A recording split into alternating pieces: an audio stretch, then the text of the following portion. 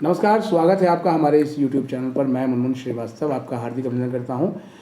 Due की जो third allocation seat round थोड़ी सी डिलेड हो गई और उसके बाद अब ये रविवार शाम 5 बजे आएगी। इसके पहले आपके सैकड़ों सवाल आए हैं और उन्हीं के जवाब लेने के लिए हम पहुंचे हैं ड्यू की एडमिशन कमेटी के सीनियर मेंबर और श्री गुरु तेग बहादुर खालसा कॉलेज के प्रिंसिपल प्रोफेसर जसविंदर सिंह जी के पास। स्वागत है प्रोफेसर सिंह हमारे चैनल पर।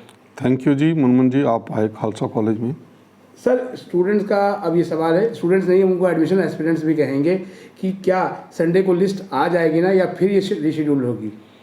देखिए मुनमुन जी, यूनिवर्सिटी ने नोटिफिकेशन दी है तो उसके पीछे पूरी एक प्लानिंग होती है। ये आप हो सकता है कि कुछ एक बच्चों के माइंड में ये थोड़ा सा शक हो जाता है कि अगर डिले हुई है, और डिले देखिए बहुत सारे कोटाज हैं, जैसे एक्स्ट्रा करिकुलर एक्टिविटीज़ हैं, स्पोर्ट्स कोटा है, children and war widows of armed personnel और बाकी पैरामिलिट्री फोर्सेस हैं, कश्मीरी माइग्रेंट्स हैं। इन सब का अगर हम देखें, डिसेबल्ड स्टूडेंट्स हैं, तो इन सब को देखने के बाद यूनिवर्सिटी कोई ऐसा चांस नहीं लेती कि जिसमें कोई भी कोई गलती रह जाए। तो इन सब को कंपाइल करने में थोड़ा टाइम लगा है और मुझे लगता है कि अगर गलत काम करने से या कुछ ऐसी गलती हमें लगती है कि होगी तो वो एडमिशन कमेटी उसको कोई ऐसा चांस नहीं लेनी चाहती है, जहाँ तक मेरा ख्याल है, क्योंकि बहुत वेल मीनिंग प्रोफेसर्स हैं उसमें। प्रोफेसर पंकज अरोड़ा है, प्रोफेसर हनीत है, वाइस चांसलर साहब खुद हर चीज़ को मॉनिटर करते हैं, तो वो उसमें बिल्कुल एक किस्म से एरर फ्री हमारा अभी तक एडमिशन चल रहा है, जिसमें कोई ज़्यादा कोई आपत्ति किसी को नहीं है। तो इसलिए ये थोड़ा बहुत डिले हो जाता है। सर, एक और जो है वो जो उम्मीद बंधी हुई है, क्योंकि सब फ्रेशर बनना चाहते हैं ड्यू के, कि क्या लास्ट बॉल पे सिक्सर लग सकता है? देखिए, लास्ट बॉल के सिक्सर का तो यही होता है कि बाई चांस अगर किसी बच्चा कोई एडमिशन छोड़ जाता है और दूसरे किसी कॉलेज से बच्चा यहाँ आना चाहता है, तो जो लास्ट राउंड होगा उसी में इसकी एलोकेशन होगी। तो ये उस किस्म से तो सिक्सर नहीं है, बट हाँ, कुछ एक बच्चे जो कॉलेज चेंज करना चाहते हैं या कोर्स चेंज करना चाहते हैं, तो जब कोई वेकेशन होगी तो वो सब बच्चे हम लास्ट राउंड में वो करेंगे। और दूसरा, जैसे स्पॉट एडमिशन की बात यूनिवर्सिटी कर रही है, उसके लिए डेट्स भी अनाउंस की हैं, तो वो भी एक किस्म से सिक्सर से कम नहीं है कि वो लोग जो पहले एडमिशन जिन्होंने नहीं अप्लाई किया या किसी वजह से रह गए हैं, तो उनके लिए तो ये एक किस्म से गोल्डन अपॉर्चुनिटी है जो दिल्ली यूनिवर्सिटी ने दी है, और बहुत सोच समझ के दी है कि हम उन सभी बच्चों को अकोमोडेट करें जो मेरिटोरियस हैं और दिल्ली यूनिवर्सिटी में आना चाहते हैं। सर, इस बार जो अभी जो संडे को 5 बजे शाम को लिस्ट आएगी, तो उसके हिसाब से सर वो किस तारीख तक बच्चे एडमिशन ले सकते हैं? देखिए, ये जो लिस्ट आएगी ये हमारी कल 13 तारीख है संडे को तब आएगी, और जो बच्चे हैं वो जो एडमिशन है वो एक्सेप्ट कर सकते हैं 10 बजे सुबह 14 नवंबर से लेके शाम के 5 बजे तक 15 नवंबर को। और वो जो फीस जो कॉलेजेस ने वेरीफाई करनी है वो नेक्स्ट डे जो है 14 नवंबर से लेके वो 16 नवंबर तक जो है वो हम इनके अप्रूव करेंगे एडमिशन्स, और इनके जो बाकी डॉक्यूमेंट्स हैं वो वेरीफाई करेंगे। इसके अलावा जो ऑनलाइन पेमेंट की डेट है वो फिर नेक्स्ट डे है, एक दिन यूनिवर्सिटी देती है कि अगर कॉलेजेस की तरफ से या बच्चों ने लेट अप्लाई किया है, कॉलेजेस उसको 16 नवंबर तक अप्रूव करते हैं, तो वो बच्चों को 5 बजे तक हम नवंबर 17 तक दिल्ली यूनिवर्सिटी की नोटिफिकेशन के मुताबिक बच्चों को टाइम मिलेगा। तो ये एक किस्म से ये पूरा प्रावधान हर चीज़ का लेके चलती है यूनिवर्सिटी, कि जो बच्चे लेट अपना एडमिशन एक्सेप्ट करते हैं उनकी वेरिफिकेशंस में अगर कोई थोड़ा बहुत टाइम रह जाता है, तो एक किस्म से पूरा 24 घंटे का मौका उनको दिया है कि अपनी वो फीस दे पाएँ। जो सर वो एक दिन हर राउंड में एक्स्ट्रा रखा गया शायद इसीलिए फीस के लिए। बिल्कुल, इसीलिए। एक सवाल सर जो CW कोटा से रिलेटेड है, पहले भी हमने आपसे पूछा था, अब कई सवाल उस कोटा रिलेटेड क्वेश्चंस के आ रहे हैं कि CW और आपका ECA स्पोर्ट्स, इनके जो एडमिशन है कुछ बच्चों ने अपना जनरल कैटेगरी में करवा लिया है पहले ही, क्योंकि इनके ट्रायल्स वगैरह बाद में हुए, तो और वहाँ उन्होंने फ्रीज भी कर दिया। तो अब इसमें अगर उनका नाम आ जाता है सर, तो फिर वो कैसे ट्रांसफ़र होंगे एडमिशन? देखिए, वो यूनिवर्सिटी उसका प्रावधान रख के चलेगी कि जिन बच्चों ने का किसी ऐसे कोर्स में जिन्होंने अपनी सीट कंफर्म करने के लिए रखा है कि हो सकता है कि उनका CW कोटा में उनका नंबर नहीं आएगा, तो इसलिए तो उन्होंने एडमिशन लिया। ये बिल्कुल एक डिफरेंट कैटेगरी है सॉरी, जिसमें बच्चों को मौका दिया जाएगा।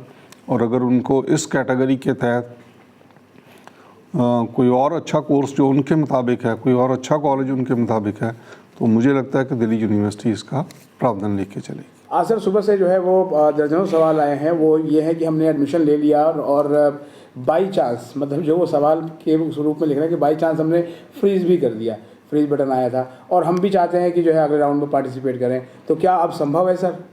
देखिए, ऐसा है कि ये बाई चांस नहीं है, ये तो हमारी काउंसलिंग का एक एसेंशियल पार्ट है। हम हर बार ये बच्चों को कहते हैं कि जब भी आप अपनी फाइनल ऑप्शन एग्जर्ट करते हो तो उसमें फ्रीज़ या अपग्रेड करने की जो ऑप्शंस हैं वो सोच समझ के दो। देखिए, हमारा जो एडमिशन प्रोसेस है उसमें कोई गलत सिग्नल नहीं हो सकता। जो बच्चे जिन बच्चों ने फ्रीज़ किया तो ऑब्वियसली वो अपग्रेडेशन के लिए एलिजिबल नहीं है, और साथ साथ उनको जो है वो अपग्रेडेशन का अभी तो मौका नहीं मिलेगा। एक सवाल सर जो है वो एक पेरेंट का है, वो उनका ये कहना है कि उन्होंने अब एडमिशन जो है अपनी बिटिया का जनरल कैटेगरी में करवा दिया है, क्योंकि उनके सर्टिफिकेट्स में कुछ दिक्कत थी और यूनिवर्सिटी ने कहा था कि जिनके पास दिक्कत रहेगी उनको जनरल में उनका नाम कंसिडर होगा। तो क्या अब उसे कॉलेज में जनरल कैटेगरी में ही वो ट्रीट किया जाएगा या बाद में उसका रिजर्व कैटेगरी में ट्रांसफ़र हो सकता है? नहीं, देखिए, कॉलेज की तो इसमें बिल्कुल कोई इन्वॉल्वमेंट नहीं है, एक्सेप्ट कि हम उनके डॉक्यूमेंट्स वेरीफाई करते हैं कॉलेज लेवल पे और एडमिशन इंडोर्स करके बच्चे के पास मैसेज आता है जब वो फ़ीस पे करता है।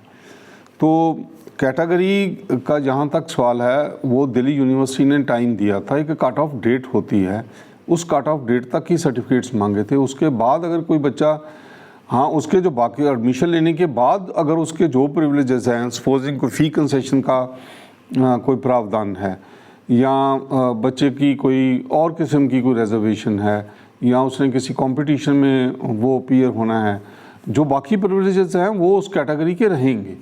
खाली जो है वो कॉलेज जिस जगह पे भी उसका एडमिशन हुआ है वो होगा। बहुत सा वो that child is eligible to apply for SC scholarship also, चाहे उसने SC कैटेगरी में नहीं लिया एडमिशन, मगर वो SC कैटेगरी से है या ST कैटेगरी से है या OBC माइनॉरिटी वाले बहुत सारे बच्चे होंगे जिनको माइनॉरिटी सीट्स में नहीं, वो जनरल कैटेगरी में एलिजिबल थे, तो वो गवर्नमेंट के स्कॉलरशिप्स के लिए अप्लाई कर सकते हैं। ये तो उनकी अपनी मेरिट है। अगर बहुत ही अच्छी मेरिट है और उनका वैसे ही आ रहा है तो उनको कैटेगरी की नहीं ज़रूरत पड़ी, तो ये बहुत अच्छी बात है। मैं तो जी, एक सवाल और भी जो है जो बहुत सारे एस्पिरेंट्स ने पूछा है सर कि हमारे एडमिशन अब होंगे और तो हमारे लगभग हम 20-25 दिन लेट कॉलेज पहुंचेंगे, तो ये 20-25 दिन की हमें अटेंडेंस कैसे मिलेगी अगर हमारा एडमिशन हो जाता है? नहीं, देखिए, अटेंडेंस के दो पर्पज़ हैं। एक तो ये कि जब कॉलेज शुरू होता है तो हम जब क्लासेस एंगेज करते हैं तो उसका कोर्स वर्क कवर करने की बात है। दूसरा ये है कि हमारे इंटरनल असेसमेंट में जो 5% मार्क्स हैं वो अटेंडेंस को दिए गए हैं।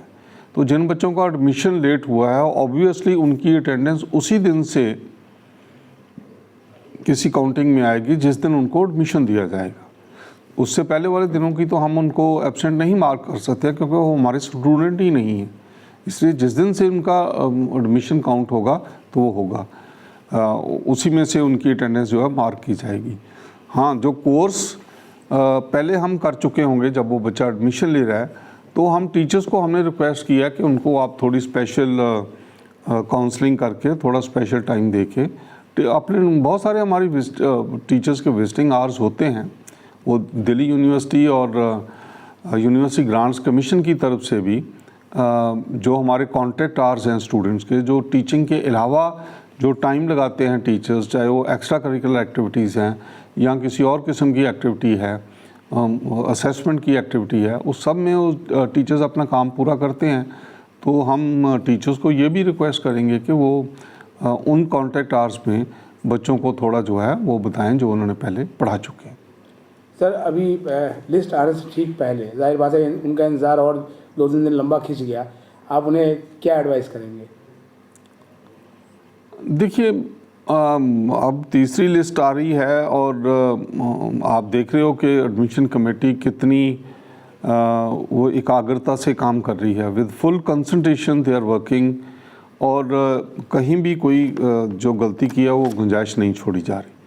वो इसलिए क्योंकि उसके एक तो ये है कि किसी बच्चे का एडमिशन हम गलत कर देते हैं, कॉलेज की तरफ से भी गलती हो सकती है या बच्चे की तरफ से भी गलती हो सकती है, तो उसके लीगलिस्टिक इम्प्लीकेशंस है, उसके लीगल कुछ हमें जो है वो कॉन्सिक्वेंसेस फेस करने पड़ते हैं। तो हम कोई भी गलती नहीं करना चाहते हैं, और यही बात दिल्ली यूनिवर्सिटी की टीम हम सबको बताती है कि जब उनके सर्टिफिकेट्स वेरीफाई करते हो, ख़ास करके जो रिजर्वेशन क्लेम कर रहे हैं, इसलिए नहीं कि हम उनके ऊपर डाउट कर रहे हैं, इसलिए कि जो जिस कैटेगरी के लिए उसका प्रावधान गवर्नमेंट ऑफ इंडिया से या पार्लियामेंट से बनाया गया है, उसका डिज़र्विंग कैंडिडेट्स को जो एक्चुअली उस कैटेगरी को बिलोंग करते हैं उन तक पहुँचे, ताकि उसका कोई दूसरा आदमी कोई उसका गलत इस्तेमाल ना कर सके। तो इन चीज़ों में थोड़ा वेरिफिकेशन का टाइम ज़रूर लगता है। मैं अभी भी सभी को यही अपील करना चाहूँगा कि दिल्ली यूनिवर्सिटी इसको लेके बहुत सीरियस है, इस मसले को लेके। तो हम सर्टिफिकेट्स बिल्कुल जेन्युइन दें जिनकी वेरिफिकेशन कॉलेज लेवल पे होगी। अगर किसी भी स्टेज पे कोई भी सर्टिफिकेट गलत पाया जाता है, चाहे वो 12th का है या कोई रिज़र्व कैटेगरी का है, अगर उसको कोई मैनिपुलेट करता है तो वो बिल्कुल गलत बात होगी, और इसके लिए उनका एडमिशन भी कैंसिल किया जा सकता है। बहुत बहुत धन्यवाद सर इस अपडेट के लिए। आपका भी धन्यवाद मुनमुन जी।